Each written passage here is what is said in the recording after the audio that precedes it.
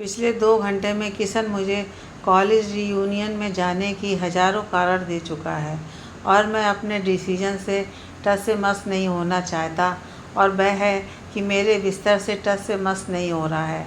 अक्सर वह मुझे बहुत ज़िद्दी कहा करता है, पर आज मुझे मुझसे ज़्यादा कोई ज़िद्दी लग रहा है तो वह किशन ही है। ना जाने क्यों इन कॉलेज वालों ने अचानक रियूनियन का प्लान बना लिया है। आज तो लग रहा है कि शायद मुझे किशन का फ़ोन भी नहीं उठाना चाहिए था। ना जाने कहाँ से उसने ढूंढ लिया नंबर और आ धमका मेरे रूम पर। लगता है शायद आज मुझे हारना ही पड़ेगा।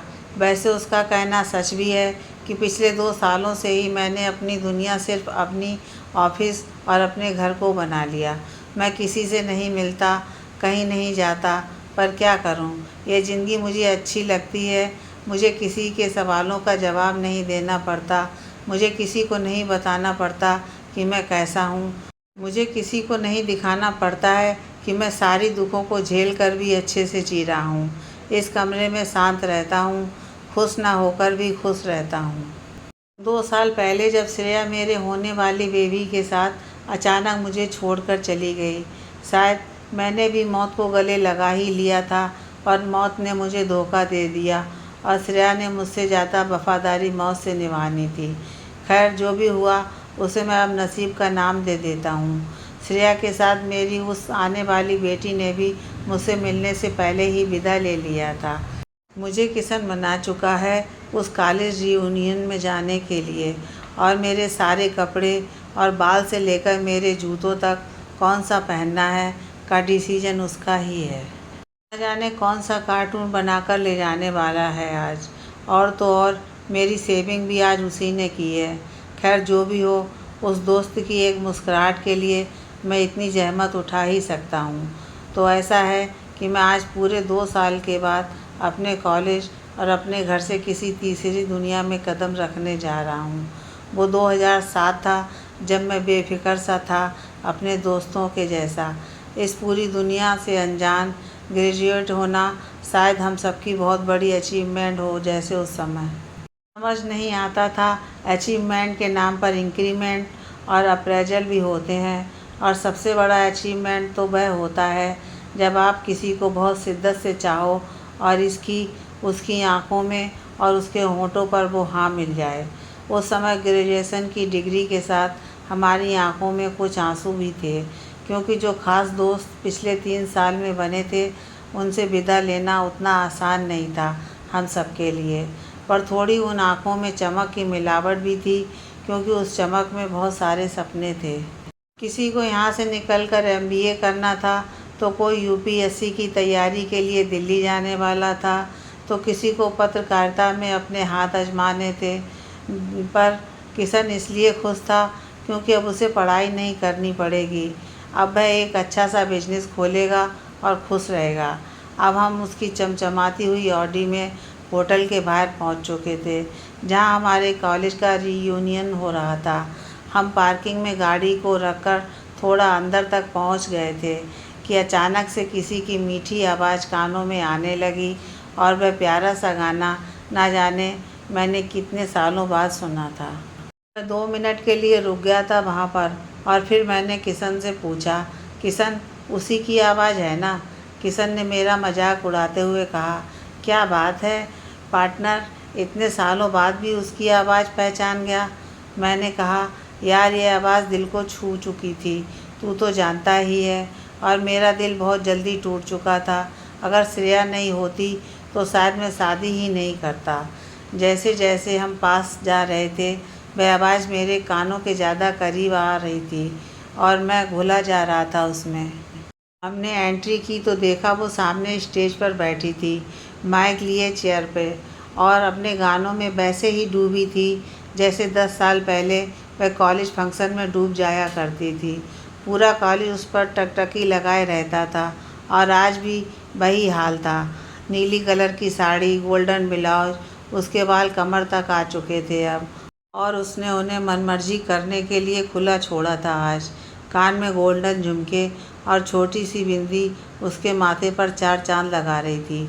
बिंदी काली लगाई थी उसने, शायद उसे पता था कि आज पूरा कॉलेज सिर्फ उसे ही घूरने वाला है, और खुद को नज़र लगने का भी अंदेशा था।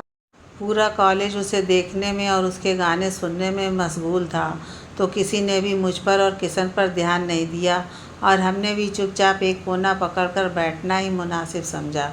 वह गाने का आखिरी पैरा गा ही रही थी, वैसे ही एक छोटी सी लड़की स्टेज पर आती हुई दिखी। शायद 3 साल की थी। वह पिंक कलर की परी वाली ड्रेस में बहुत प्यारी लग रही थी। वह चुपचाप गई, उसकी साड़ी के पल्लों को खींचा और उसने उसे गोद में बिठा लिया। अचानक से उसने गाना चेंज कर दिया। वह अब यशोमती मैया से बोले नंदलाला, राधा क्यों गोरी मैं क्यों काला गा रही थी। जब तक वह गाना ख़त्म करती तब तक वह छोटी बच्ची उसकी साड़ी के आंचल में छुपकर सो चुकी थी। हम सब थोड़ा सरप्राइज थे कि क्या यह बच्ची उसकी है। उसने कभी शादी का बताया नहीं था किसी को, और ना उसके मांग में सिंदूर था न मंगलसूत्र। हम सब अपने हिसाब से अटकलें लगा रहे थे कि शायद उसने उस बच्चे को गोद लिया होगा या उसने हम सबको बिना बताए शादी कर ली होगी, फिर उसका तलाक हो गया होगा। ऐसा भी हो सकता है कि शायद उसका हस्बैंड अब इस दुनिया में ना हो और कुछ समाज के ठेकेदारों ने यह भी सोच लिया था कि शायद उसका बॉयफ्रेंड उसे प्रेग्नेंट करके भाग गया था। लोरी ख़त्म करके उसने वहीं स्टेज से सबको थैंक यू और सॉरी दोनों कहा, क्योंकि उसे अचानक अपना गाना बदलना पड़ा था। पर शायद सॉरी की ज़रूरत नहीं थी, क्योंकि हर कोई उस लोरी में खो गया था। उसने उस बच्ची को गोद में उठाया, स्टेज से नीचे उतरने लगी।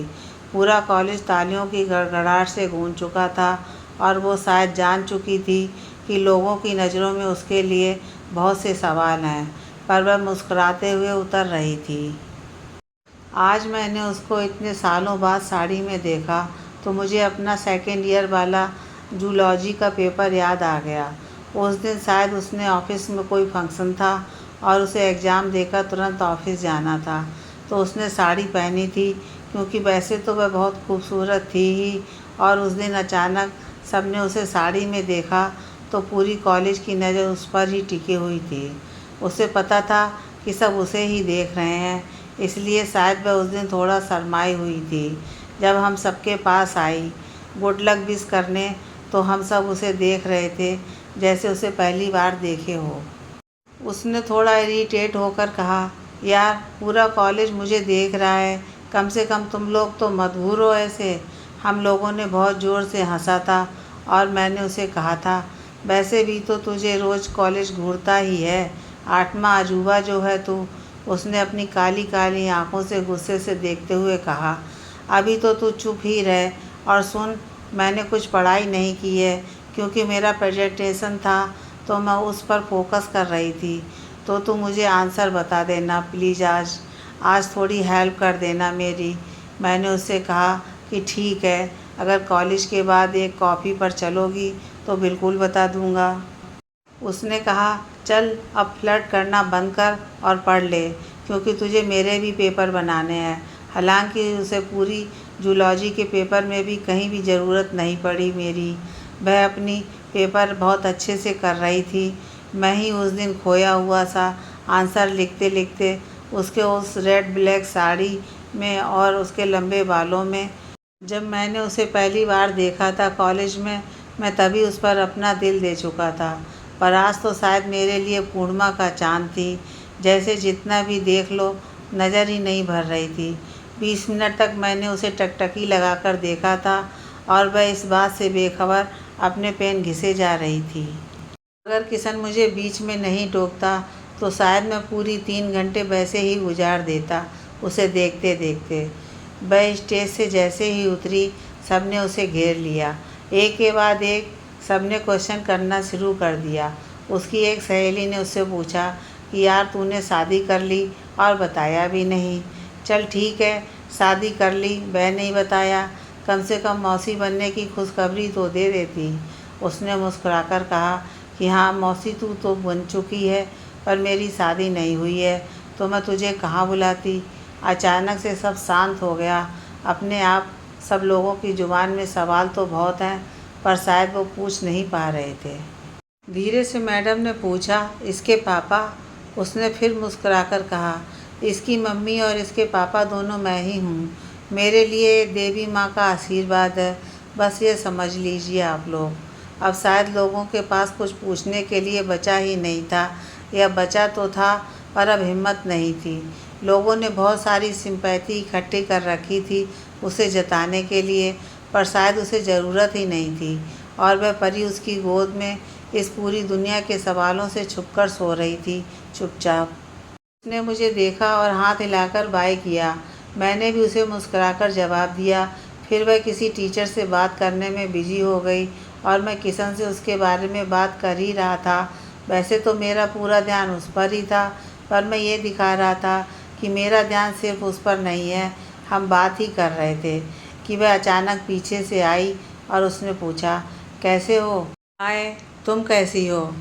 ब्यूटीफुल, मैंने उसे हंसते हुए कहा। हाँ, वह तो तुम हमेशा ही रहती हो। अगर तुम्हारी इजाज़त हो तो मैं यहाँ बैठ सकती हूँ। अगर मेरी इजाज़त ना हो तो भी बैठ सकती हो, मैंने उससे कहा। वैसे एक बात कहना चाहूँगा कि आज तुमसे ज़्यादा खूबसूरत तुम्हारी बेटी लग रही है। उसने कहा। हाँ, वह तो है ही। मैंने उससे पूछा कि क्या मैं इसे गोद में ले सकता हूँ 2 मिनट के लिए? मुझे देने में कोई प्रॉब्लम नहीं है यार, पर अगर अभी किसी की गोद में जाएगी तो उठ जाएगी। प्रिंसेस है ना मेरी। हाँ, सच है। ये बताओ, मेरा टेम्पटेशन कहाँ है? वह तो मैं भूल गया। मतलब तो मुझे भी भूल चुके थे, और वह कॉलेज की 3 साल पर भूल गए। हाँ शायद, पर तुम्हारे टेम्पटेशन ने याद दिला दिया। किशन तब तक हमारे खाने के लिए काफ़ी कुछ ले आया था। सवाल तो मेरे भी मन में काफ़ी थे, पर मैं उससे पूछना नहीं चाह रहा था। मैंने बस उससे इतना ही पूछा, और क्या कर रही हो आजकल? उसने कहा, मैंने अपना ड्रीम पूरा कर लिया है। पता है, मैंने अपनी जॉब कंसल्टेंसी फर्म खोल ली। मैंने कहा, ओह वाओ, ग्रेट है ये तो। कुछ देर शांत रहने के बाद मैंने उससे पूछा, कल क्या कर रही हो? कल लंच में मिलते हैं अगर फ्री हो। उसने कहा, यार कल थोड़ा कोर्ट का काम है। मैंने उससे पूछा, सब ठीक है ना? उसने कहा, अरे हाँ, सब ठीक है। अंबर का एडमिशन कराना है, वो 3 साल की जो हो गई है। मैं स्कूल गई थी तो पापा के कॉलम में मुझे इसके पापा का नाम लिखना था। अब वहाँ पर तो भगवान भी नहीं लिख सकती थी, तो उन्होंने कहा कि मुझे सिंगल मदर का एक सर्टिफिकेट बनवाना होगा या एफिडेविट बनवा कर देना होगा। वही बनवाना है मुझे, और कल इसके स्कूल के लिए शॉपिंग भी करनी है। ठीक है, तो अंबर नाम है इस प्रिंसेस का, बहुत प्यारा है। उसने कहा, हाँ मैंने रखा है। वैसे अगर तुम्हें कोई दिक्कत ना हो तो तुम डिनर में आ जाओ, या शाम की कॉफ़ी साथ में पी लेते हैं। मैंने उसे हाँ कहा। उसने कहा, चलो अब मैं निकलती हूँ सबसे मिलकर, क्योंकि इसे भी दर्द हो रहा होगा ना, बहुत देर से गोद में सोई है। मैंने कहा, मैं छोड़ देता हूँ। अरे नहीं, मैं अपनी कार लेकर आई हूँ और मुझे कार चलानी आती है। इतनी चिंता मत करो, मुझे तुम्हारी चिंता नहीं है, लोगों की है। क्या है कि तुम्हें दाएं और बाएं में फ़र्क नज़र नहीं आता है? उसने अपनी आँखों को बड़ा करके गुस्से में देखा मुझे, और मुझे ज़ोर से हंसी आ गई। उसने सबसे मुलाकात की और पार्किंग की तरफ जा ही रही थी कि मैं भी उसके साथ चल पड़ा। पता नहीं क्यों, थोड़ी सी चिंता थी मुझे उसकी। वह अपनी कार पार्किंग से निकाल रही थी।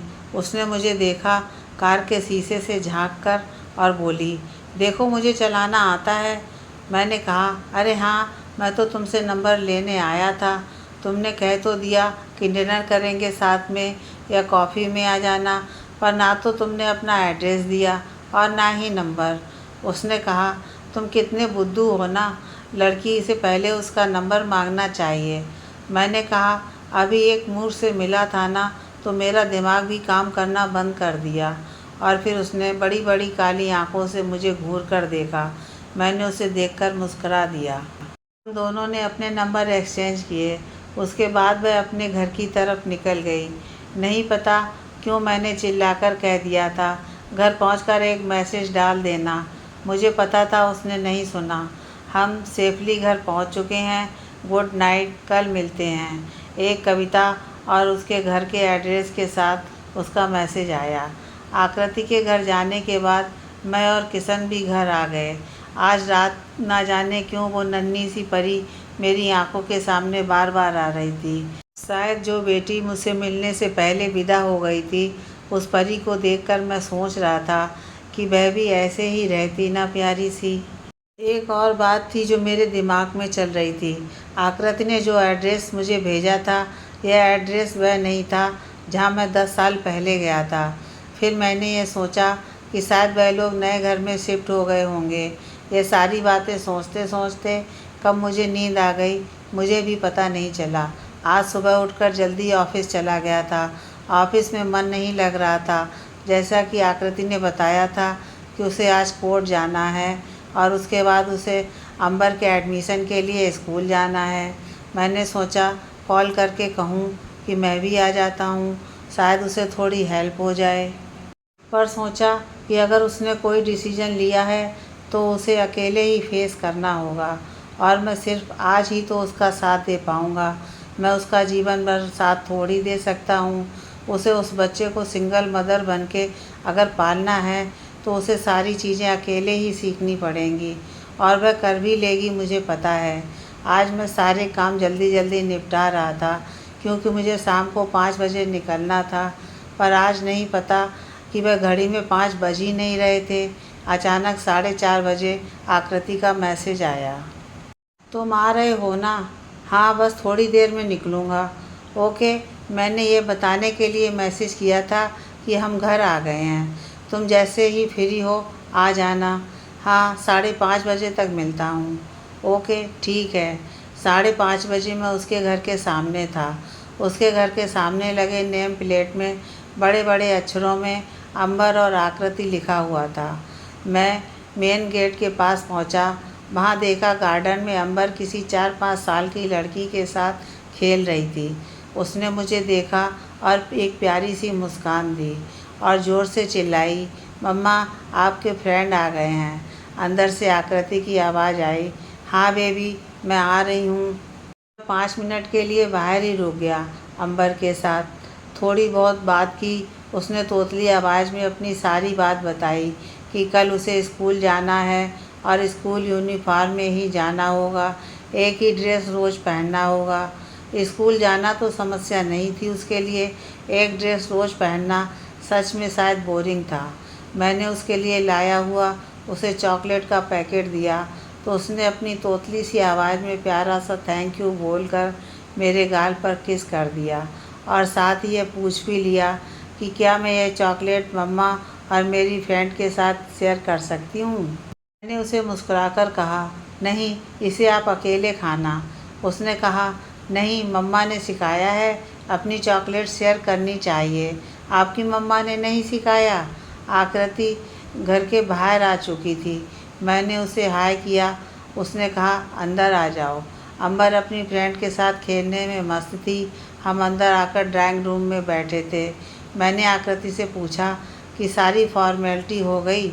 उसने बताया कि हाँ यार, दिन भर लग गया पर सारी चीज़ें हो गईं। अब कल से अंबर स्कूल जाएगी। वह तो बहुत एक्साइटेड है पर मैं थोड़ी नर्वस हूँ, उसका पहला दिन है ना। हाँ, मुझे याद है, तुम अपने कॉलेज के पहले दिन में भी ऐसे ही नर्वस थी। उसने मुश्किल से मुस्कुराकर हाँ कहा। सुनो, तुम बैठो, मैं कॉफ़ी बनाकर आती हूँ। उस घर में अंबर और आकृति थे बस। मेरे जहन में बहुत सारे सवाल चल रहे थे क्योंकि आकृति की फैमिली अच्छी खासी बड़ी थी। उसके दादा दादी, चाचा चाची, पापा मम्मी साथ रहते थे क्योंकि जब 10 साल पहले मैं उसके घर गया था तब मैं उसकी पूरी फैमिली से मिला था। पर इस घर में अकेले उन दोनों को देखा तो अपने आप सवाल मन में उठने लगे, पर उससे पूछना मुनासिब नहीं समझा मैंने। आकृति कॉफ़ी बना रही थी और मैं उसके ड्राइंग रूम को देख रहा था। तभी अचानक बाहर किसी की चिल्लाने की आवाज़ आई। मैं बाहर निकला तो देखा कोई औरत अंबर की फ्रेंड को खींच कर ले जा रही थी और अंबर और उसकी दोस्त दोनों रो रहे थे। ना वह बच्ची जाना चाह रही थी और ना अंबर उसे जाने देना चाह रही थी। अंबर की आवाज़ सुनकर आकृति भी किचन से दौड़ते हुए बाहर आई। उसने दौड़कर अंबर को गोद में उठा लिया और उस औरत से कहने लगी, खेलने दीजिए ना, बच्चे ही तो हैं, रो रहे हैं, अच्छा लगता है आपको ऐसे? उसने गुस्से से आकृति की ओर देखा और कहा, हाँ मुझे भी अच्छा नहीं लगता मेरी बच्ची को रोज़ रुलाना, पर तुम अपनी बच्ची को खेलने क्यों देती हो किसी और के बच्चे के साथ। मैंने तुमसे कहा है ना कि अगर मेरी बच्ची तुम्हारे घर आए तो तुम भगा दिया करो। आकृति ने कहा, मेरे संस्कार ऐसे नहीं हैं और ना ही अंबर के। उस औरत ने हंसते हुए कहा, देखो तो कौन संस्कार की बात कर रहा है, जिसके न किसी कोई परिवार का पता है और ना ही आदमी का। बेवकूफ़ समझती है हमें 3 साल में, हमें बता रही है कि यह बच्चा तुम्हें भगवान ने दिया है, भगवान ने दिया है। हाँ भगवान ने ही दिया है मुझे अंबर को। और आपको बता दूँ, अंबर को किसी दोस्त की ज़रूरत नहीं है। मैं हूँ उसके लिए, जैसे मम्मी और पापा हूँ वैसे ही उसकी दोस्त भी बन सकती हूँ। अंबर यह लड़ाई देखकर शायद सहम सी गई। वो माँ से जाकर चिपक गई। उस औरत ने एक नज़र मेरी तरफ भी देखा। मैं एक बार सोचा कि मैं जाकर कुछ कहूँ, पर मुझे सही नहीं लगा, क्योंकि यह आकृति की लड़ाई थी और उसे अकेले ही लड़ना था। उस औरत ने अपनी बच्ची को खींचा और उसे ले जाते हुए ना जाने क्या क्या बड़बड़ा रही थी। मैं समझ नहीं पाया कि वह क्या बोल रही थी, पर हाँ कुछ बुरा ज़रूर बोल रही थी, आकृति के बारे में और अंबर के बारे में। आकृति ने कहा, अरे जो कहना है हिंदी में कहो ना, क्या बड़बड़ाए जा रही हो। अगर सही हो तो मेरे लैंग्वेज में बोल कर बताओ। उस औरत ने चिल्लाकर कहा, मुझे तुमसे कुछ नहीं कहना। नहीं पता क्यों मुझे बहुत अजीब सा लग रहा था यह सब देखकर। आकृति की आंखों में आंसू भर गए थे, पर उसके होंठ मुस्कुरा रहे थे। उसने अंबर को गोद में उठाया। अंबर रो तो नहीं रही थी, पर एकदम शांत थी, शायद डर गई थी। हम तीनों अंदर आ गए थे। उसने मुझे बैठने को कहा। मैंने पूछा, सब ठीक है ना। उसने कहा, यह तो रोज़ का है। उसे लगता है कि मुझे बंगाली समझ नहीं आती। मतलब तुम समझ रही थी वह क्या बोल रही थी? हाँ बहुत अच्छी तरह से। उसने अपनी बेटी से कहा कि मैंने तुझे कब से कहा है ना कि इस गंदी बच्ची के साथ खेलने मत आना। इस लड़की के माँ बाप की खुद की कोई खबर नहीं है और मुझे संस्कार सिखाने आई है। हर रोज़ कोई नया लड़का इसके घर पर आता है। शायद नहीं आना चाहिए था मुझे, मेरे कारण इतनी प्रॉब्लम हो गई है तुम्हें। ऐसा नहीं है अभ्युत, मेरा घर है। मुझे जिसे बुलाना होगा मैं बुलाऊंगी, मेरे घर जिसे आना होगा वह आएगा। यह कौन होते हैं डिसाइड करने वाले? मुझे मेरे माँ पापा ने इतने संस्कार दिए हैं कि मुझे पता है क्या गलत है और क्या सही है। अगर मैं गलत नहीं हूँ तो मैं किसी से नहीं डरती। हाँ पर दुनिया ऐसे ही है ना आकृति। अंबर हमारी बातें शांत होकर सुन रही थी। फिर अचानक उसने पूछा, मम्मा वह आंटी दीदी को क्यों डांट रही थी? मेरे साथ खेलने के लिए क्यों? आकृति ने कहा, नहीं बेबी, वह इसलिए डांट रही थी क्योंकि दीदी ने होमवर्क ही नहीं किया है। आपको पता है ना, दीदी स्कूल जाती हैं। अगर वह होमवर्क करके आती तो उनकी मम्मा उन्हें नहीं डांटती। अंबर ने प्यारा सा मुंह बनाकर कहा, आप भी मुझे डांटोगी अगर मैं होमवर्क नहीं करूँगी? क्योंकि कल से तो मुझे भी स्कूल जाना होगा ना। आकृति ने उसे चूमते हुए कहा, हाँ बेबी, थोड़ा सा तो डांटूंगी। अंबर ने कहा, ठीक है, थोड़ा सा डांट लेना। उसकी ये बातें सुनकर हम तीनों मुस्कुरा दिए। अंबर अपने टॉयज के साथ खेलने चली गई और मैं और आकृति कॉफ़ी पीने लगे। हम दोनों थोड़ी देर के लिए शांत थे। फिर आकृति ने कहा, अभ्युत, तुम्हें पता है 3 साल पहले मैं नवरात्रि की अष्टमी के दिन ऑफिस से लौट रही थी। तुम्हें तो पता ही है कि मैं 9 दिन का उपवास रखती हूँ और अष्टमी के दिन मुझे हवन करना था। अचानक शाम को बहुत बारिश हो रही थी उस दिन। अचानक मेरी गाड़ी रास्ते में बंद हो गई क्योंकि बारिश थी और वह जगह थोड़ी सुनसान थी। वहाँ दूर दूर तक कोई मैकेनिक भी नहीं था। मैं हैरान परेशान सोच रही थी कि किससे मदद मांगूं, पर कोई गाड़ी जाए तब। इसी परेशानी में मैं कुछ दूर आकर खड़ी हो गई देखने के लिए कि शायद कोई गाड़ी आती हो, पर वहीं पर मैंने देखा कि एक वैन आ रही है। मैंने उन्हें हाथ दिया हेल्प के लिए, पर वह लोग फर्राटे से निकल गए। मैंने देखा थोड़ी दूर जाकर वैन रुकी। एक औरत उस वैन से निकली। अंधेरा था तो मुझे कुछ साफ दिखाई नहीं दिया और उस औरत ने एक पोटली डस्टबिन में रखी और वापस जाकर उस वैन में बैठी और वह वैन फर्राटे भरते हुए निकल गई।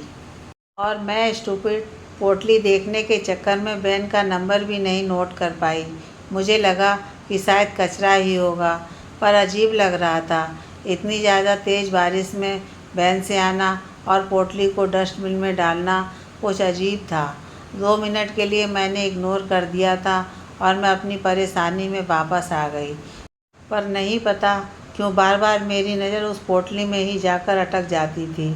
मैं अपनी स्कूटी को किक मारने में बिजी थी कि अचानक मुझे एक बच्चे की रोने की आवाज़ सुनाई दी। हालांकि थोड़ा मुश्किल था वह आवाज़ सुनना, पर मैंने पोटली की तरफ देखा तो मुझे समझ आया कि पोटली से वह आवाज़ आ रही थी। मैंने उस पोटली को खोला और देखा तो उसमें यह नन्ही सी जान तड़प रही थी और रो रही थी। शायद थोड़ी देर पहले ही ये दुनिया में आई थी। पहले तो अपने स्कार्फ से इसे लपेटा मैंने। मेरी गोद में आने के बाद वह थोड़ी शांत हुई। मुझे थोड़ी देर तो कुछ समझ नहीं आया, पर मैं इतना जानती थी कि मैं उसे वापस वहाँ तो नहीं छोड़ सकती थी। मैं अपनी स्कूटी को वहीं छोड़ी और उसके बाद मैं कुछ दूर पैदल चलकर गई। किस्मत से कुछ देर में ही मुझे ऑटो मिल गई। मैं इसे लेकर सबसे पास वाले हॉस्पिटल में गई। वहाँ उसका चेकअप करवाया कि कहीं इसे कोई दिक्कत तो नहीं है, पर डॉक्टर ने बताया बस इसे भूख लगी है, इसलिए इतना रो रही है। मैंने डॉक्टर को सारी बात बताई। डॉक्टर ने मुझे कहा कि मैं चाहूँ तो उसे उनके यहाँ छोड़ सकती हूँ, बस मुझे पुलिस में इंफॉर्मेशन देनी पड़ेगी। वह किसी अनाथालय में इसे सौंप देंगे। मैंने डॉक्टर से बात की और उनसे कहा कि आप इसे रात भर के लिए एडमिट कर लीजिए, ऑब्जर्वेशन में रख कर देख लीजिए, मैं सुबह आकर आपसे मिलती हूँ।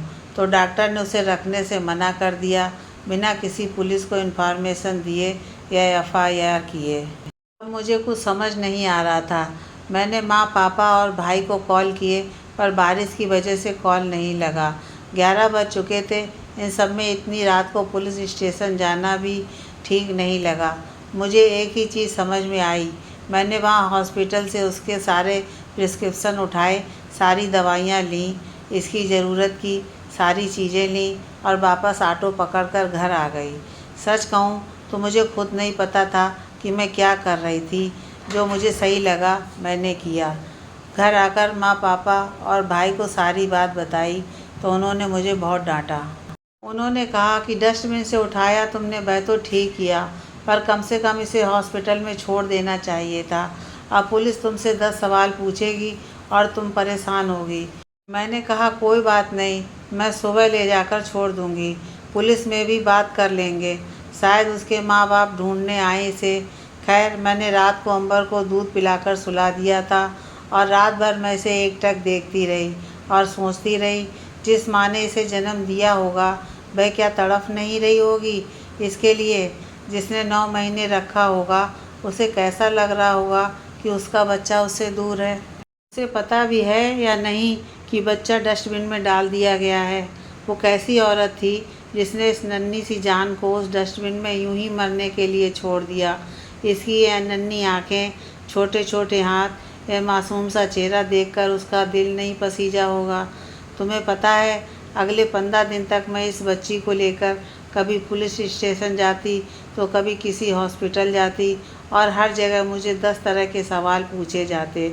हर जगह मैंने सच्चाई बता दी, पर कोई उस सच्चाई को स्वीकारने के लिए तैयार ही नहीं था। हर किसी को लगता था कि यह बच्चा मेरा ही है और मैं उससे पीछा छुड़ाना चाहती हूँ, और हर कोई मुझसे लेकर मेरे माँ बाप तक पहुँच जाता, मेरी फैमिली तक पहुँच जाता। पुलिस ने तो ना जाने कितना परेशान किया है मेरी फैमिली को, और मेरी फैमिली भी परेशान हो चुकी थी इन सब चीज़ों से। उनका यह कहना था कि सारी परेशानी की जड़ मैं हूँ। ना मैं उस बच्चे को उठाती उस दिन और ना हम इतने परेशान होते। 15 दिन बाद एक प्राइवेट अनाथालय से बात हुई मेरी। मैं छोड़ कर तो आई थी इसे, पर जब मैं वहाँ से निकली तो मुझे लगा जैसे मैंने अपना ही कुछ छोड़ दिया है। कुछ देर वहीं बाहर बैठ गई।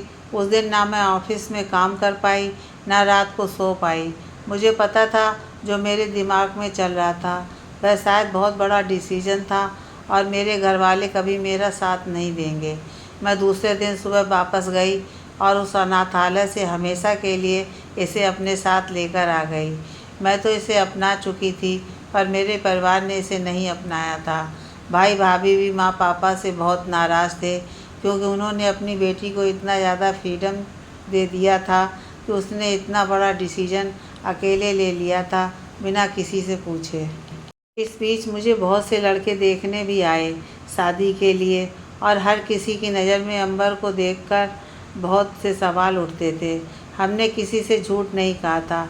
मैं नहीं चाहती थी कि कोई नया रिश्ता किसी झूठ के साथ शुरू करूं, पर सच बताने के बाद भी कोई सच को स्वीकार ही नहीं करना चाहता था। रोज़ रोज़ के इन सवालों ने मुझे भी परेशान कर दिया था, और अपनों से लड़ना मुश्किल हो जाता है, वह भी किसी अपने के लिए। खैर, पापा ने अगर मुझे दहेज में देने के लिए लिया था, तो मैंने इस घर को उनसे हमेशा के लिए ले लिया, और मैं और अंबर अपनी इस छोटी सी दुनिया में एक दूसरे के साथ रहने लगे। उस दिन रियूनियन में सबने मुझसे बहुत सारे सवाल पूछे, पर तुमने मुझसे एक भी सवाल नहीं पूछा। आकृति के इतना कहने के बाद मैं निशब्द था। पिछले 2 साल में मैं इसलिए रो रहा था कि श्रेया और मेरी बच्ची मुझे अकेला छोड़कर चले गए, पर आकृति के अपने तो यहीं थे, इसी शहर में, बस कुछ दूरी पर। मेरे मौन को तोड़ते हुए उसने कहा, अरे देखो ना, कॉफ़ी ठंडी हो गई है, मैं गरम करके लाती हूँ। मैं जानता था कि कॉफ़ी एक बहाना थी, असल में वह अपने आंसुओं को मेरे सामने रोक नहीं पा रही थी। मैंने मुस्कुराकर हामी भरी, और मैं अंबर के साथ खेलने चला गया। वो अपने सारे डॉल्स मुझे दिखा रही थी, उसके पास क्या क्या टॉयज़ हैं खेलने के लिए, और वह कल स्कूल जाकर क्या क्या करने वाली है। उसने मुझे सारी बात बताई। मैंने उससे पूछा कि क्या तुम मेरी बेस्ट फ्रेंड बनोगी। उसने कहा कि बेस्ट फ्रेंड तो उसके मम्मा है, पर वह फ्रेंड ज़रूर बन सकती है मेरी। आकृति हम दोनों की कॉफ़ी और अंबर का दूध लेकर उसके रूम में ही आ गई थी। अगले 2 घंटे में हमने एक दूसरे के साथ डिनर किया, बहुत सारी बातें भी की, पर कुछ खामोशी भी थी हमारे बीच। अगले 2-3 घंटे में मुझे इतना भी समझ आ गया था कि अंबर और आकृति एक दूसरे के लिए ही बने हैं। आकृति को अंबर से और अंबर को आकृति से अलग करना शायद नामुमकिन है। यह दुनिया भले ही उसे बिन ब्याही माँ कहकर कितनी भी बातें सुना ले, पर अंबर को इतना प्यार शायद उसे जन्म देने वाली माँ भी नहीं कर पाती, जितना आकृति उससे करती है। और अंबर का पूरा आसमान तो आकृति ही है। 4 महीने बाद आज दुर्गा अष्टमी है, और अंबर का बर्थडे भी है। आकृति अंबर का बर्थडे साल में 3 बार मनाती है, 2 नवरात्रि की, अष्टमी में, और एक उस दिन जिस दिन अंबर उससे मिली थी। अंबर सबको बहुत खुश होकर बताती है कि उसका बर्थडे साल में 3 बार आता है, क्योंकि वह स्पेशल है, क्योंकि बाकी सारे बच्चों का तो बर्थडे एक ही बार आता है। खैर, आज मैं थोड़ा नर्वस हूँ। आज मैं आकृति और अंबर को प्रपोज़ करने वाला हूँ कि अपने उस छोटे से जहाँ में थोड़ी सी जगह मुझे भी दे दे। मैंने अंबर के लिए बहुत सारी शॉपिंग की है। मैंने सोचा कि आकृति के घर वालों से पहले बात करूं, पर पहले उससे पूछना मैंने मुनासिब समझा। सच कहूं तो इन 4-5 महीनों में मुझे आकृति से ज़्यादा प्यार अंबर से हो गया है। मैंने एक छोटी सी डायमंड रिंग अंबर के लिए भी ली है। डरते सहमते मैंने अंबर को प्रपोज़ किया कि क्या आप आज से मुझे पापा कहोगी। अंबर ने मासूमियत से जवाब दिया, मुझे, पर मम्मा तो मेरी मम्मी और पापा दोनों हैं। मैंने कहा, ठीक है, आज से आप हमेशा के लिए मुझे अपना दोस्त बना लो, और मैंने वह छोटी सी रिंग उसकी उंगली में पहना दी। अंबर को शायद कुछ समझ नहीं आया, पर वह आकर मुझसे लिपट गई। ना चाहकर भी मेरी आंखों से 2 आंसू निकल ही गए। आकृति दूर से खड़े होकर हम दोनों को देख रही थी। मैं अंबर को लेकर उसके पास गया, और वह डायमंड रिंग उसे दिखाकर पूछा, क्या तुम अपने इस अंबर में थोड़ा हक मुझे दे सकती हो। Will you marry me, miss आकृति दुबे। उसने कुछ कहा तो नहीं, पर उसकी आंखों से बहते हुए आंसू और चेहरे पर आई मुस्कुराहट ने मुझे उसकी हाँ का पता दे दिया था। थोड़ी देर बाद उसने अंबर से कहा, बेबी, आज से मैं बस आपकी मम्मा हूँ।